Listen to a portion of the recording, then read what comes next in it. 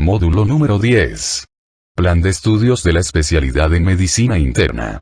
Fibroesclerosis multifocal. Enfermedades musculoesqueléticas y del tejido conectivo. Una revisión realizada en el Hospital Clínico Quirúrgico Docente Miguel Enríquez. La Habana, agosto de 2021.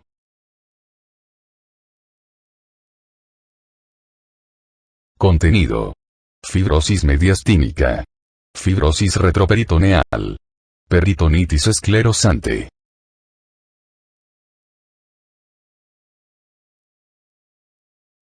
Fibrosis mediastínica. Fibroesclerosis multifocal.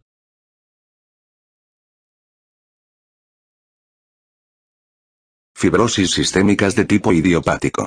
Periaortitis crónica. Enfermedad relacionada con inmunoglobulina G4. Fibroesclerosis multifocal.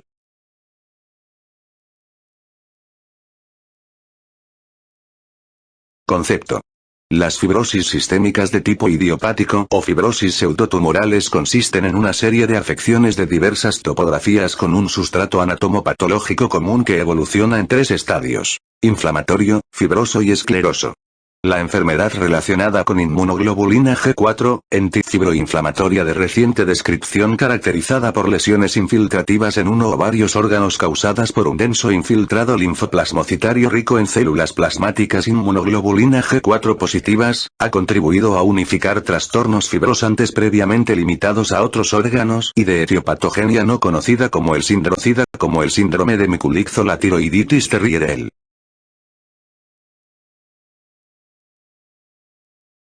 Etiopatogenia.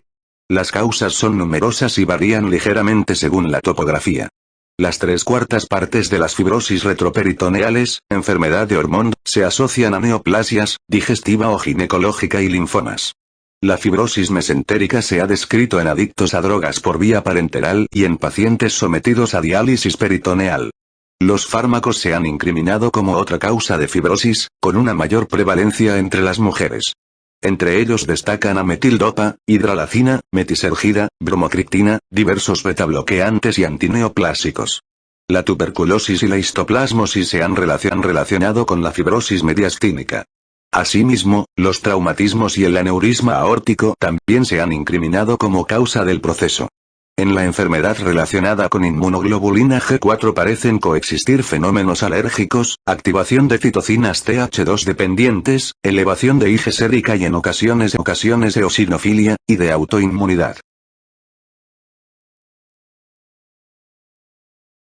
Anatomía patológica.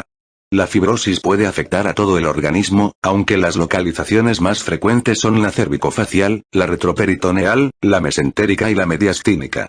La presencia de un infiltrado linfoplasmocitario denso organizado en un patrón estoriforme, es decir, irregular en forma de espiral o remolino enmarañado, es característico de la enfermedad relacionada con inmunoglobulina G4.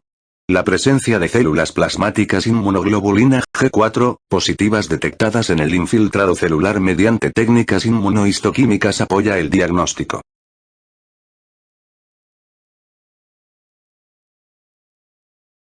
Cuadro clínico. Se presentan en ambos sexos, aunque la fibrosis retroperitoneal y la mesentérica son más frecuentes en el varón. La edad de presentación se sitúa entre 50 y 60 años. Al inicio, el cuadro es muy inespecífico. La astenia, la anorexia y la febrícula son comunes. El dolor es el síntoma más frecuente. La fibrosis retroperitoneal se localiza en la región lumbar y abdominal baja e incluso en los genitales externos. En la fibrosis mesentérica el dolor suele ser más difuso o periumbilical. La oclusión intestinal es la principal complicación de la forma esclerosa o mesenteritis. La insuficiencia renal traduce la obstrucción progresiva de los uréteres. En ocasiones, la palpación de una masa abdominal asintomática es la primera manifestación. La afección de las estructuras vasculares origina un síndrome de la vena cava inferior o una trombosis mesentérica y en la fibrosis mediastínica, un síndrome de la vena cava superior. La tiroiditis terrierial y el pseudotumor de la órbita son las formas cervicofaciales más frecuentes, y se consideran formas localizadas de enfermedad relacionada con inmunoglobulina G4.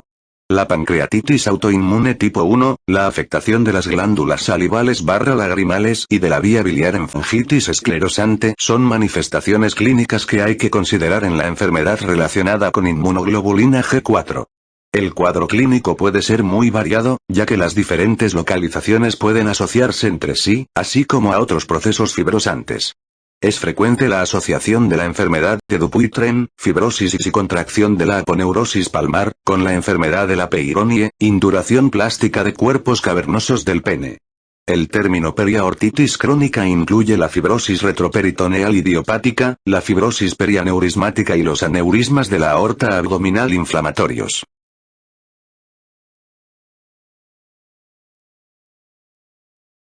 Diagnóstico.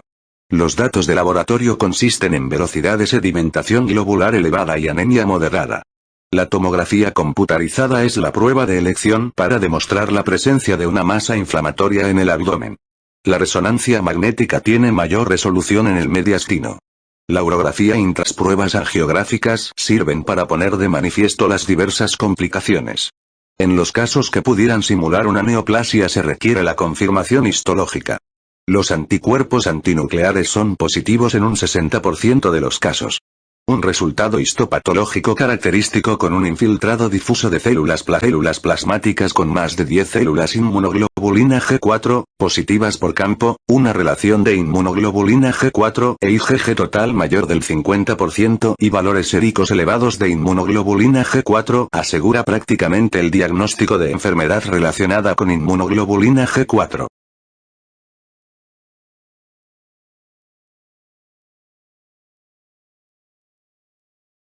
Tratamiento.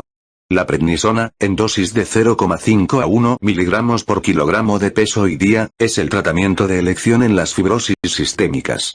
Se administra en dosis decrecientes durante un periodo de 6 a 12 meses. Su uso ha reducido notablemente la indicación del tratamiento quirúrgico como solución de las complicaciones.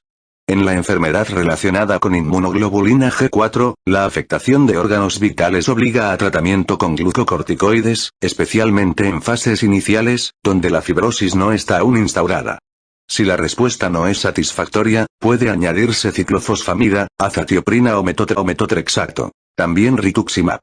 Recientemente se ha indicado la utilidad del tamoxífeno y del micofenolato de mofetilo en algunos casos. Si existe insuficiencia renal refractaria, están indicadas la cateterización ureteral, J, o la ureterólisis con intraperitonización de los uréteres, así como la derivación digestiva, en caso de obstrucción intestinal.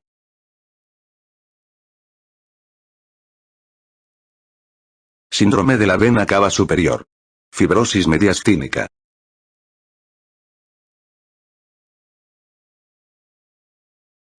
Concepto.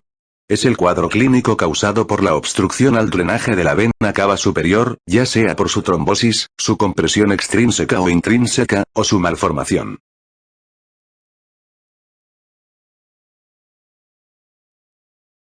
Etiología. La causa más frecuente de síndrome de vena cava superior es la compresión extrínseca o infiltración por tumores mediastínicos, 85%. Carcinoma broncogénico, linfoma, carcinoma de mama o metástasis, y raramente tumores cardíacos. Otras causas son la trombosis venosa, habitualmente secundaria al uso de vías venosas centrales o marcapasos y raramente como progresión de una trombosis venosa de extremidad superior, compresión extrínseca benigna, bocio endotorácico, aneurisma de aorta torácica, mediastinitis, fibrosis mediastínica, pericarditis constrictiva, enfermedad de Behçet, o traumatismos.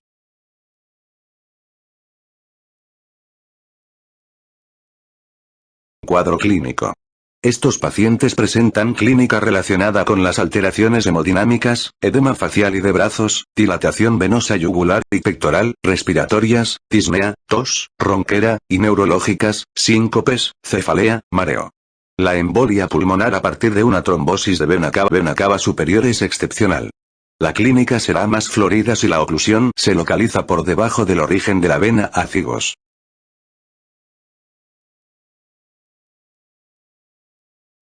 Diagnóstico. Esta entidad nosológica puede sospecharse a partir de una correcta anamnesis y exploración clínica. Para un diagnóstico de confirmación, destacan las exploraciones complementarias siguientes: flebografía, tomografía computarizada y resonancia magnética. La flebografía es la prueba por excelencia, permite localizar y describir la obstrucción y la circulación colateral, y puede permitir un abordaje terapéutico endovascular en el mismo acto. Sin embargo, no informa de las estructuras extraluminales, por lo que no es útil para el estudio etiológico. La tomografía computarizada, sin embargo, permite, además de diagnosticar la oclusión venosa, observar los tejidos y las estructuras vecinos, e identificar la causa de la oclusión o compresión venosa. Por ello, es la prueba de elección en el estudio diagnóstico del síndrome de cava superior. La resonancia magnética no aporta más información que la tomografía computarizada. La ecodoppler no permite visualizar correctamente las venas intratorácicas y solo ofrece signos indirectos de oclusión de cava, y otros procedimientos diagnósticos agresivos, como la broncoscopia, la mediastinoscopia o la esofagoscopia, están inicialmente contraindicados por el riesgo de hemorragia debido a la presencia de abundante circulación colateral.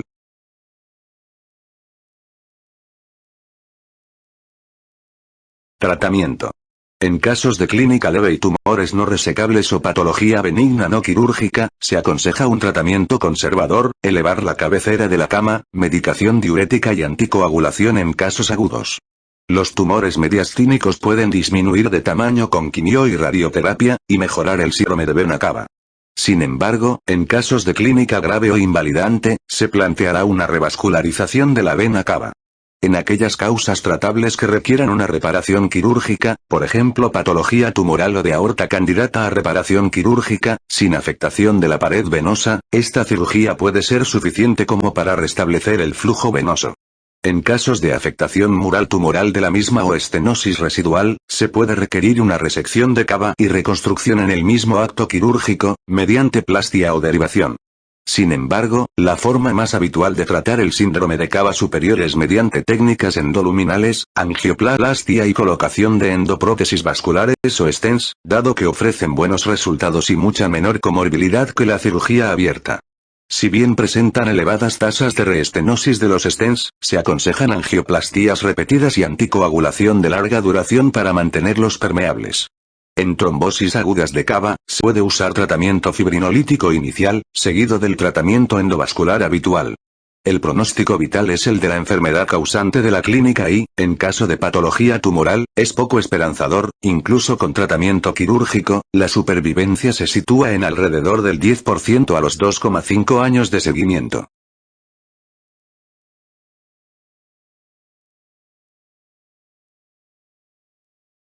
Enfermedades de las vías urinarias de interés en medicina interna. Fibrosis retroperitoneal.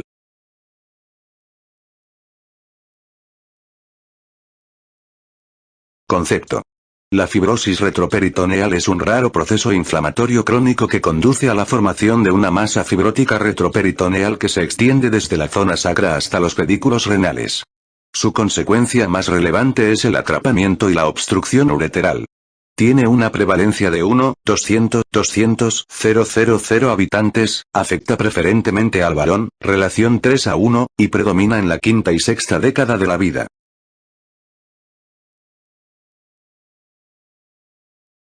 Etiología.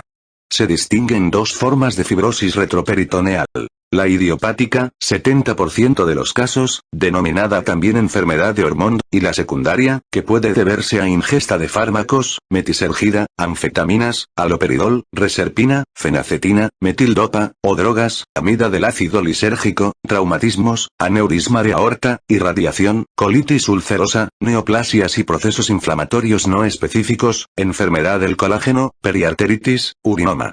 Su origen inmunológico se ha postulado atendiendo a su asociación frecuente, 15%, con enfermedades autoinmunes. Síndrome de Raynaud, granulomatosis de Wegener, glomerulonefritis rápidamente progresiva, nefritis por inmunocomplejos, esclerodermia, tiroiditis terrierial, panarteritis nudosa, etc. En fechas recientes se ha relacionado con él la enfermedad inmunoglobulina G4.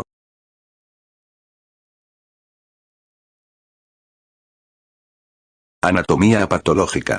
El estudio histopatológico de la masa fibrosa muestra áreas densamente fibróticas con gran cantidad de colágeno que alternan con zonas de inflamación.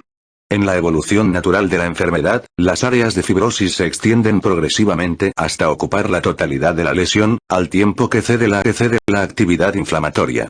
El componente inflamatorio consiste fundamentalmente en linfocitos T y B, células plasmáticas y macrófagos, con alguna formación linfoide ocasional.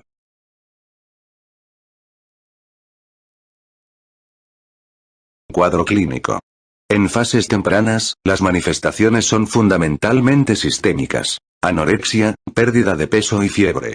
Es la evolución posterior la que condiciona las manifestaciones clínicas en función de los órganos afectos. Uropatía obstructiva, con mucho la más frecuente, síndrome de la vena cava y disfunción digestiva. El síntoma más frecuente es el dolor, 90%, de localización lumbosacra, de tipo sordo, que se distribuye en cinturón. En ocasiones responde más al tratamiento con ácido acetilsalicílico que a narcóticos. En fases tardías, el cuadro clínico se debe a la obstrucción ureteral progresiva, que puede llegar a producir anuria. Sin tratamiento, la fibrosis retroperitoneal aboca a la insuficiencia renal crónica obstructiva. La lenta evolución de la enfermedad permite que la sintomatología pase inadvertida en muchas ocasiones. El deterioro general, la debilidad y la pérdida de peso secundarios a uremia pueden entonces constituir los primeros indicios de la enfermedad. La compresión de grandes vasos puede favorecer la aparición de edemas que suelen ser leves, tromboflebitis e incluso síndrome de la vena cava inferior.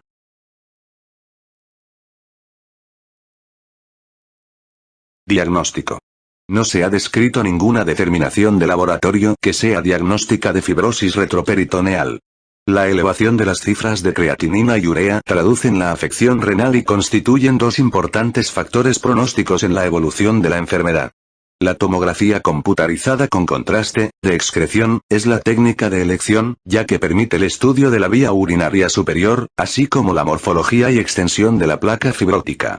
La ecografía se utiliza por su gran sensibilidad para detectar dilatación pielocalicilar, aunque es poco sensible para detectar la placa fibrótica.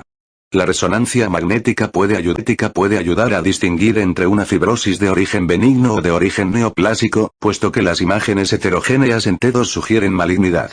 En los casos asociados a la enfermedad inmunoglobulina G4, SRD aparecen células plasmáticas con positividad para inmunoglobulina G4 en la placa.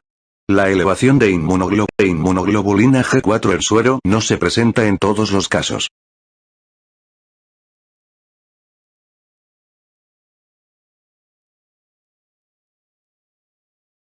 Tratamiento. Su finalidad es mantener o preservar el funcionalismo renal, evitar la progresión de la obstrucción y mejorar los síntomas. Si se conoce la etiología de la fibrosis retroperitoneal, el tratamiento será el específico del proceso. En los casos idiopáticos, el tratamiento será distinto según el estadio evolutivo de la enfermedad. En una primera fase, cuando predomina el componente inflamatorio frente a la fibrosis, puede ensayarse el tratamiento con metilprednisolona a dosis de 1 mg por kilogramo de peso y día durante 4 a 6 semanas, para posteriormente reducir la dosis a 5 a 10 mg por día de mantenimiento hasta un plazo aproximado de 2 años. Algunos autores recomiendan añadir azatioprina, 2 mg por kilogramo de peso y día, o mecofenolato, 2 gramos por día, para evitar dosis elevadas de glucocorticoides durante tiempo prolongado.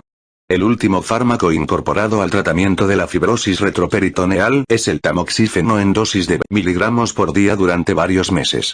Tiene potente acción antiestrogénica, útil en procesos de fibrosclerosis, tal vez con inhibición de la proliferación de fibroblastos. En caso de uropatía obstructiva, la colocación de catéteres de tipo J de descarga mejora la función renal y retrasa el deterioro renal. La duración de la depuración estará determinada por la evolución del proceso y el resultado del tratamiento.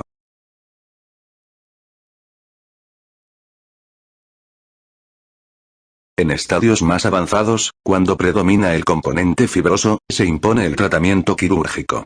Este consiste en la liberación del uréter de la placa fibrosa, ureterólisis, y la interposición entre esta y la masa fibrosa de epiplón, epiploplastia, o peritoneo, intraperitonización de los uréteres, para evitar la recidiva, pero con pobres resultados. La técnica laparoscópica se ha perfilado como método de elección, a la espera todavía de suficiente casuística y seguimiento. En los casos en los que el deterioro renal sea muy acusado, la colocación de una sonda de nefrostomía puede retrasar la instauración de la diálisis.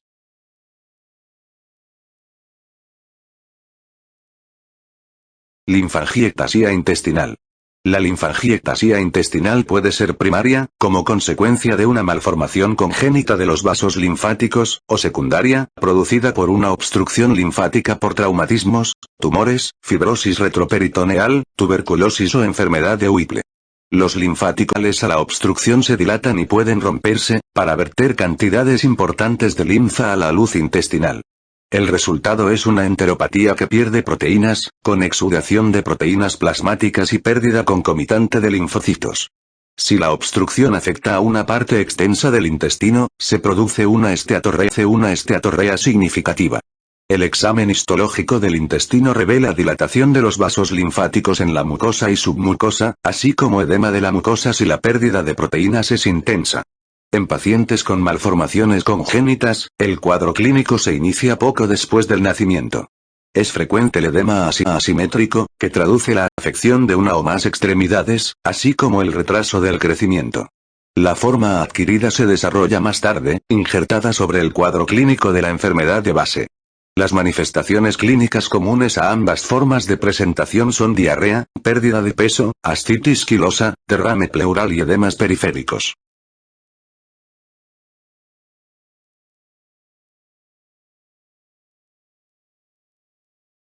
En los análisis de laboratorio hay habitualmente esteatorrea, que puede ser grave. La absorción de la D-xilosa es generalmente normal. El hallazgo característico es la hipoproteinemia con niveles bajos de albúmina e hipogamaglobulinemia, debido a un aumento de pérdidas proteicas intestinales. Puede observarse una notable linfopenia en pacientes con linfangiectasia congénita, se asocia anergia cutánea a distintos antígenos. El diagnóstico se realiza con la biopsia intestinal, que muestra vellosidades de tamaño normal pero ensanchadas por el edema y con linfáticos dilatados. La linfangiectasia puede afectar al intestino delgado de forma irregular o, más raramente, estar limitada al colon. Por tanto, la ausencia de linfáticos dilatados en la biopsia no excluye el diagnóstico de linfangiectasia. La medida terapéutica más eficaz es una dieta pobre en grasa, con suplementos de triglicéridos de cadena media. Estos, a diferencia de los triglicéridos de cadena larga, se absorben por vía portal. Con ello se reduce la pérdida de linfa intraluminal y la esteatorrea. Si la lesión afecta solo a un segmento, la resección quirúrgica puede ser útil. Aunque la linfopenia y la hipogamaglobulinemia alteran la función inmune, las infecciones no son habituales.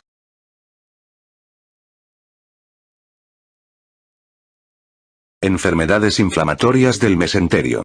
Estas enfermedades son probablemente aspectos diferentes de un mismo espectro inflamatorio crónico inespecífico del mesenterio. La paniculitis mesentérica representa la fase inflamatoria del tejido adiposo, y la mesenteritis retráctil, el estadio fibrótico final. A estos procesos hay que añadir la fibrosis retroperitoneal con la que frecuentemente se solapan clínica e histológicamente. La paniculitis mesentérica se manifiesta como un engrosamiento del mesenterio, que aparece infiltrado de forma difusa o en forma de una masa única o múltiple. Microscópicamente existe inflamación crónica, infiltración y necrosis grasa con macrófagos cargados de lípidos, fibrosis y, en ocasiones, calcificación. En la mesenteritis retráctil, el mesenterio está engrosado y retraído por la fibrosis y presenta frecuentes adherencias con el peritoneo. La retracción mesentérica hacia su raíz puede causar angulaciones y estenosis de las asas intestinales, trombosis venosa y obstrucción de los vasos linfáticos. En el microscopio se encuentran proliferación de tejido fibroso, calcificaciones, escaso componente inflamatorio y disminución de la grasa mesentérica.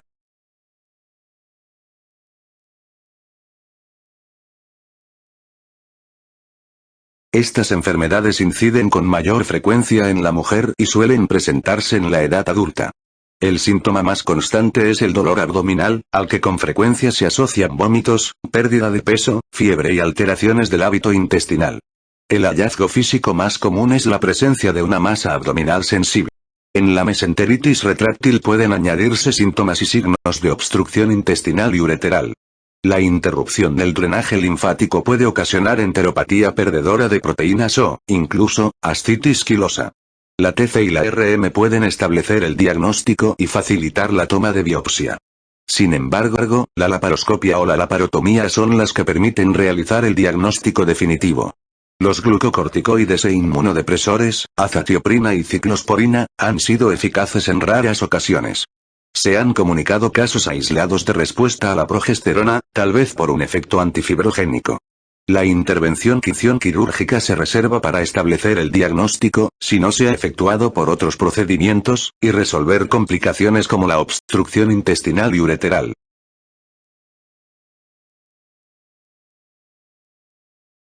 Síndrome de la vena cava inferior. Fibrosis retroperitoneal.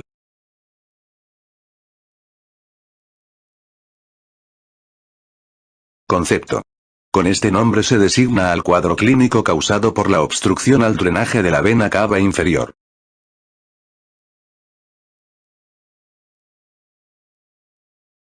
Etiología. A diferencia de la cava superior, la causa más frecuente de síndrome de vena cava inferior es la progresión de una trombosis venosa profunda desde el área iliofemoral.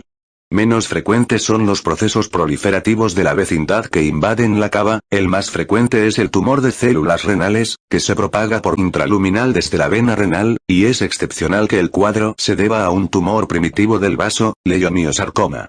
Entre las causas no tumorales cabe citar causas congénitas, fibrosis retroperitoneal, enfermedad de Weber-Christian, traumatismos, procesos sépticos, aneurisma de aorta abdominal o procedimientos terapéuticos, trombosis de filtros de cava o la interrupción profiláctica de la vena cava inferior.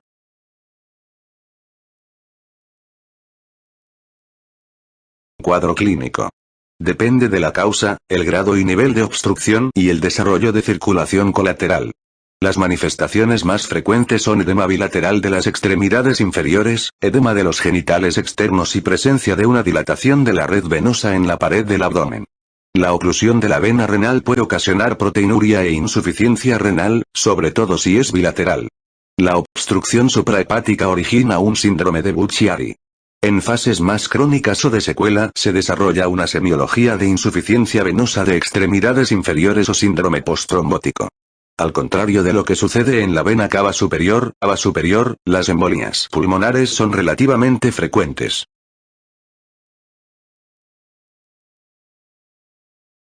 Diagnóstico. La sospecha diagnóstica parte de la anamnesis y la exploración física. La existencia de una trombosis venosa profunda previa de la extremidad inferior o la sospecha de una tumoración abdominal son antecedentes que han de tenerse en cuenta. La confirmación diagnóstica puede realizarse mediante ecodoppler utilizada en el diagnóstico de trombosis venosas de los miembros inferiores y que es suficiente en la mayoría de casos. La tomografía computarizada y la resonancia magnética, además de confirmar el diagnóstico, pueden ayudar en el diagnóstico de otras causas subyacentes distintas a la progresión de una trombosis venosa de miembros inferiores, en caso de sospecha diagnóstica. La iliocabografía, si bien no informa de patología extraluminal, puede informar con mayor precisión del grado y del nivel de oclusión, ayudar a plantear un tratamiento quirúrgico o incluso permitir un abordaje terapéutico endovascular en el mismo acto. Sin embargo, al ser una prueba invasiva, se reserva para casos seleccionados. Estas técnicas diagnósticas frecuentemente no permiten distinguir si lo que ocupa la luz es un trombo o un tumor. Esta situación supone un problema para plantear correctamente la terapéutica. La gammagrafía con plaquetas marcadas o con anticuerpos monoclonales, antiplaquetas ayuda a aclarar algunos casos dudosos.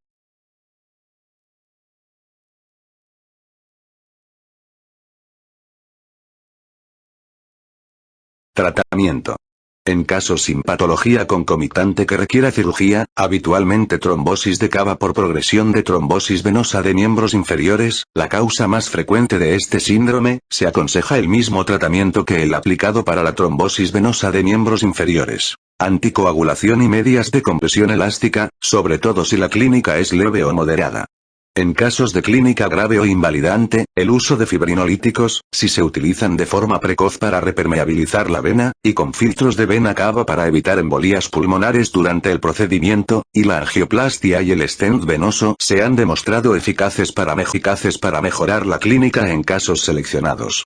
Sin embargo, presentan elevadas tasas de reestenosis y trombosis del stent durante el seguimiento, por lo que se recomienda anticoagulación de larga duración.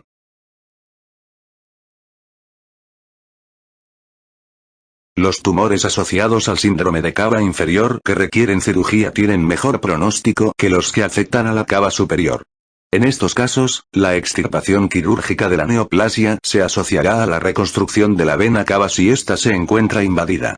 Cuando se trata de procesos proliferativos y resecables, el tratamiento anticoagulante suele ser suficiente. Sin embargo, en casos con clínica grave, las técnicas endoluminales, angioplastia y stent, pueden ofrecer una alternativa de tipo paliativo aunque con baja permeabilidad.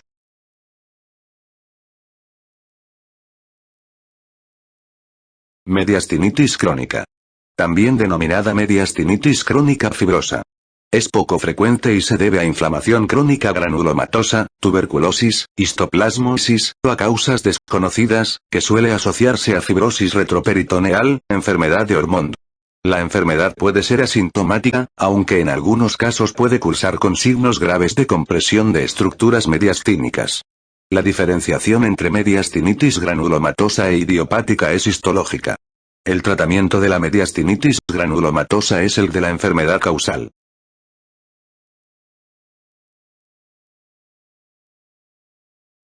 Insuficiencia renal aguda posrenal. Es debida a la interrupción del flujo de la orina desde los cálices renales hasta la uretra.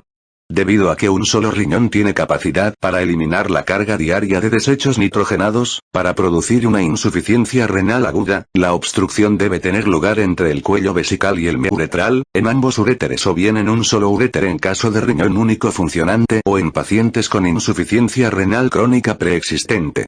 La causa más frecuente es la obstrucción en el cuello vesical, que puede ser debida a afección prostática, hipertrofia, neoplasia o infección, vejiga neurógena o tratamientos con fármacos anticolinérgicos. Algunas causas menos frecuentes de obstrucción urinaria baja son los coágulos, la litiasis y la uretritis con espasmo. La obstrucción ureteral puede ser de origen intraluminal, cálculos, coágulos, papilas renales necróticas desprendidas, por infiltración de la pared ureteral, neoplasia, o por compresión extrínseca, fibrosis retroperitoneal, neoplasia, absceso, ligadura quirúrgica involuntaria.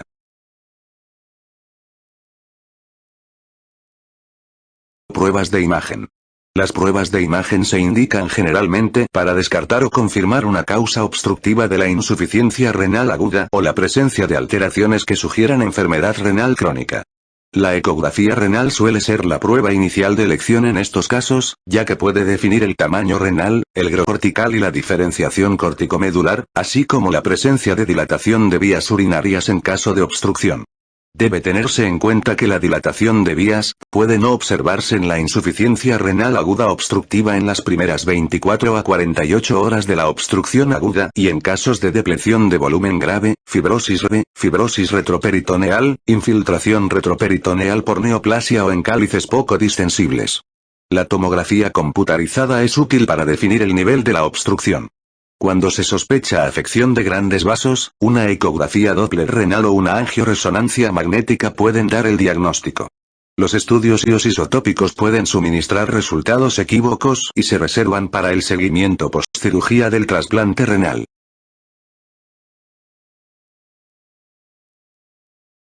Obstrucción urinaria crónica. Fase de compensación. Las obstrucciones urinarias crónicas son características de la patología benigna prostática y de las obstrucciones congénitas. Para compensar el aumento de resistencia al flujo de salida, la musculatura se hipertrofia progresivamente. No se produce el colifrítico característico de la obstrucción aguda y puede pasar inadvertida. Cuando la obstrucción crónica es infravesical, aparecen a nivel de la vejiga trabeculaciones visibles con cistoscopia o cistografía. A nivel trigonal, la hipertrofia puede llegar a causar obstrucción secundaria de la unión ureterovesical. A medida que la obstrucción progresa, aumenta la orina residual tras las micciones, que a su vez distiende más el trígono hipertrofiado. La presión intravesical empuja a la mucosa de la vejiga entre los haces musculares formando celdas. Si éstas llegan a protruir a través de toda la musculatura de la vejiga, se forman divertículos, en cuya pared solo hay mucosa, sin capa muscular.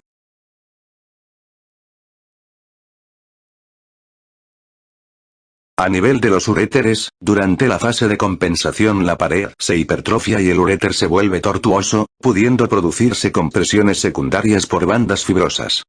Una excepción a esta evolución es la infiltración ureteral durante la fibrosis retroperitoneal que acompaña a procesos inflamatorios crónicos o tumorales del retroperitoneo, aneurisma aórtico de larga evolución, liposarcomas, etc., en los que la infiltración fibrosa de los uréteres produce la retracción medial de ambos, y el peristaltismo cesa en largos segmentos del uréter, produciendo una obstrucción funcional.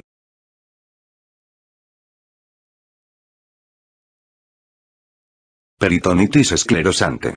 Fibroesclerosis multifocal.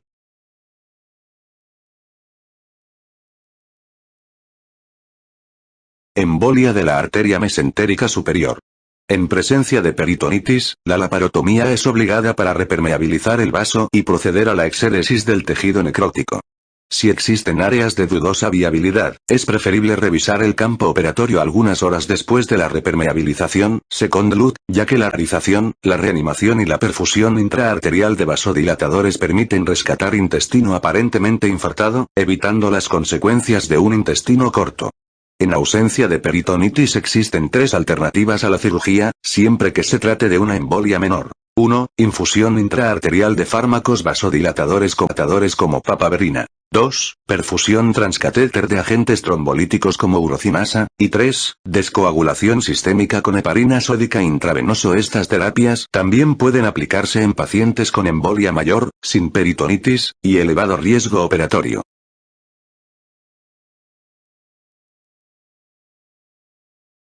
Trombosis de la arteria mesentérica superior. En presencia de peritonitis debe procederse a la revascularización, no es suficiente la simple trombectomía, sino que debe asociarse una derivación mediante reimplantación de la arteria ocluida, bypass o injerto, y realizarse la exéresis del tejido necrótico, siguiendo los principios. Infusión intraarterial de vasodilatadores, antes, durante y después de la cirugía, no resecar intestino antes de repermeabilizar el vaso y second look en casos seleccionados. Especial dificultad comporta la actitud en el paciente sin signos peritoneales, ya que los enfermos con oclusiones arterioscleróticas a menudo han desarrollado extensas colaterales para preservar el flujo. Si estas ramas aparecen bien reflexionadas en el estudio angiográfico, es improbable que la causa del dolor abdominal tenga su origen en una trombosis de la arteria mesentérica superior, y solo la demostración de un intenso vasoespasmo hace verosímil el diagnóstico. En todo caso, si el riesgo quirúrgico es elevado y no existe peritonitis, puede plantearse la perfusión de agentes trombolíticos, o un procedimiento de revascularización no quirúrgico, angioplastia con o sin stent.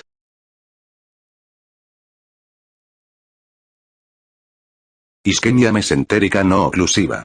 El tratamiento inicial debe ir dirigido a la corrección del factor precipitante. Cualquier intento de mejorar la perfusión resulta estéril si persiste una situación de bajo gasto. La piedra angular del tratamiento se basa en la infusión intraarterial de vasodilatadores. Puede emplearse papaverina, nitroglicerina o alprostabilo, prostaglandina. Estos deben mantenerse hasta 24 horas después de haber obtenido un angiograma normal. La aparición de peritonitis es indicación de cirugía.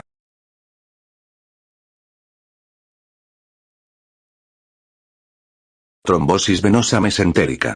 En ausencia de peritonitis, el tratamiento consiste en la descoagulación sistémica con un bolo inicial de 5.000 unidades de heparina seguido de infusión continua de 1.000 unidades por horas, ajustando la dosis para mantener el tiempo de trombonina plasmática alargado 2 a 2,5 veces respecto al control. Esta pauta se mantiene durante 7 a 14 días, iniciando posteriormente la administración de cumarínicos al menos durante 6 meses. En presencia de peritonitis resulta obligada la laparotomía. La revascularización puede llevarse a cabo por medio de una trombectomía endovascular por vía anterógrada a través de la arteria mesentérica superior, transparieto-hepática o retrógrada transyugular. Todas ellas están contraindicadas si se sospecha infarto intestinal.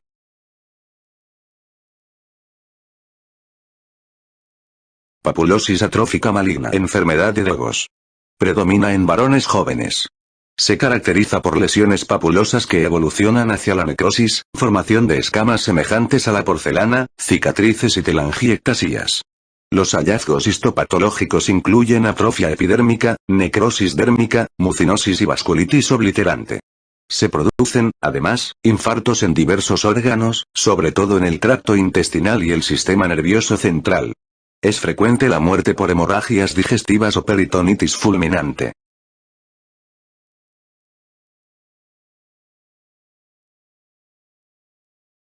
Anexos.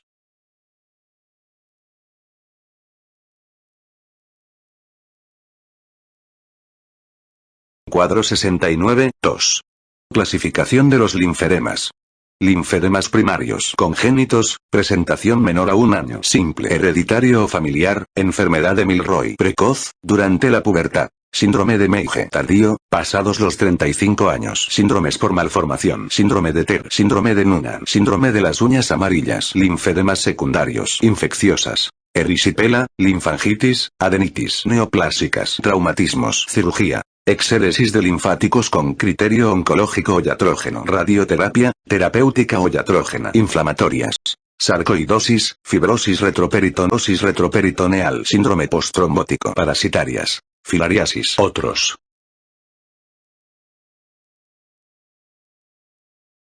Cuadro 90, 1.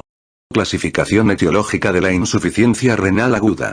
Insuficiencia renal aguda prerrenal. Hipovolemia. Reducción de volumen circulante. Hemorragia, pérdida digestiva, renal o cutánea, drenajes quirúrgicos. Redistribución del líquido extracelular. Hipoalbuminemia grave, traumas, quemaduras, pancreatitis, peritonitis. Bajo gasto cardíaco. Insuficiencia cardíaca, arritmias, infarto de miocardio, embolia pulmonar, valvulopatías, tromboembolia pulmonar masiva, hipertensión pulmonar, ventilación mecánica con presión positiva, vasodilatación periférica, sepsis, fístulas arteriovenosas, anafilaxia, cirrosis con ascitis, fármacos antihipertensivos, anestesia, vasoconstricción renal. Noradrenalina, adrenalina, dopamina a dosis altas, cirrosis hepática con ascitis, hipercalcemia, toxemia gravídica, ciclosporina, tacrolimus, contrastes yodados, anfotericina B. Interferencia en autorregulación renal. Antiinflamatorios no esteroideos, inhibidores de la ciclooxigenasa de tipo 2, inhibidor de la enzima convertidora de la angiotensina, ARA, 2. Síndrome de hiperviscosidad, raro.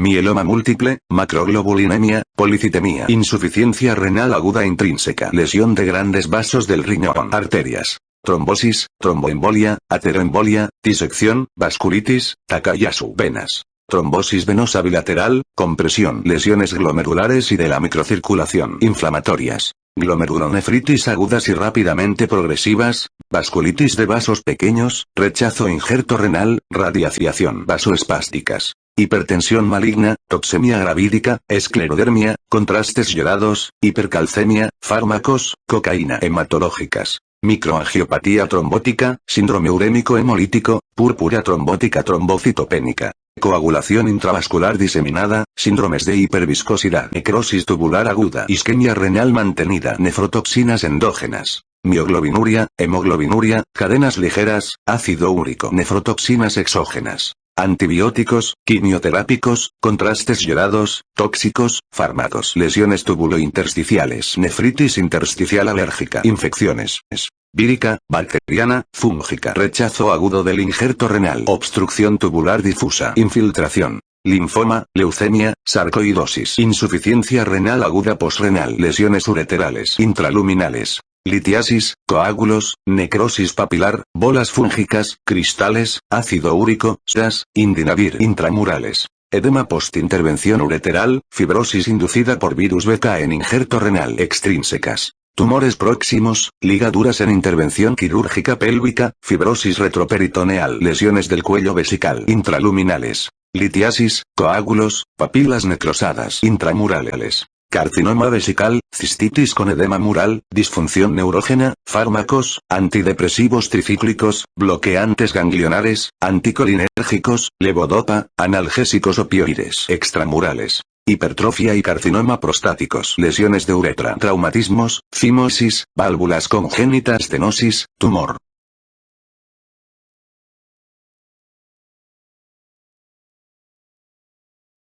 Cuadro 27, 1. Enfermedades del peritoneo. Las peritonitis.